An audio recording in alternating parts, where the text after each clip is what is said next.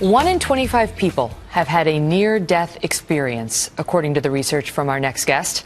So when someone escapes death and tells their story, they may hold remarkable clues that can possibly teach us about a life to come. Pastor John Burke is the author of Imagine Heaven, Near-Death Experiences, God's Promises, and the Exhilarating Future that Awaits You. He's also the founder and lead pastor of Gateway Church in Austin, Texas. John, good to see you. Thanks for having me. So near-death experiences, you believe in them now. You've studied over 1,000 cases of them. Yes. You didn't used to be a religious man, but then became one. Explain that to us.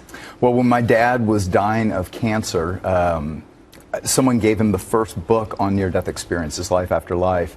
And I picked it up one night, and I read it cover to cover.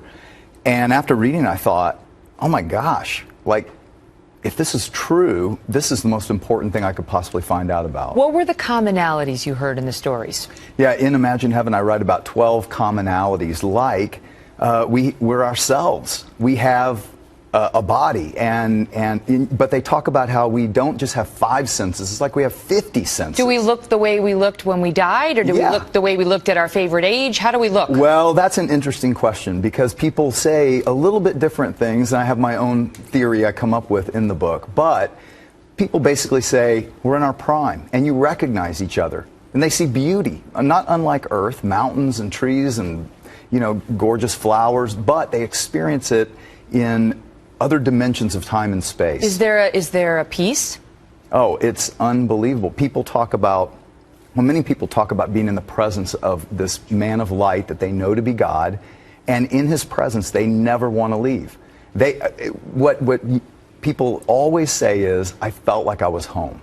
I felt like that's where I belong. But you know the skeptics say, this is all BS. Oh, absolutely. And this is people who are having maybe pre-death experiences, and they're connoting something that they've heard on television or read in a book.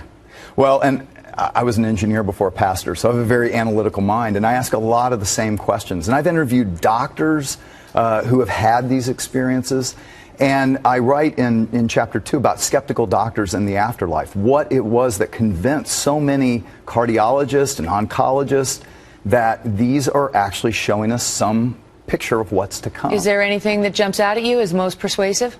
Well, there are a lot of accounts, but like, for instance, there was an article written in The Lancet, a prestigious medical journal, about a man who came in cardiac arrest in the hospital. His dentures were taken out. He was unconscious. They did CPR. He was unconscious for a whole week, moved to another room. When he comes to, he tells them where his dentures were, that they were put in this crash cart in this other room.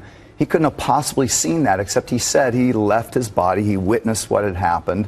But can't there be, you know, the hearing is still there, and something is seeping into the computer that is your brain? And I talk about accounts like that. Pam Reynolds, where I can't go into all of it, but she had clickers in her ears, her eyes were taped shut, no brain waves, no heart, no heartbeat, and yet she saw exactly what was going on and described the saw they were using to operate on her brain, and it doesn't look anything like a saw. Wow. But she described it in detail.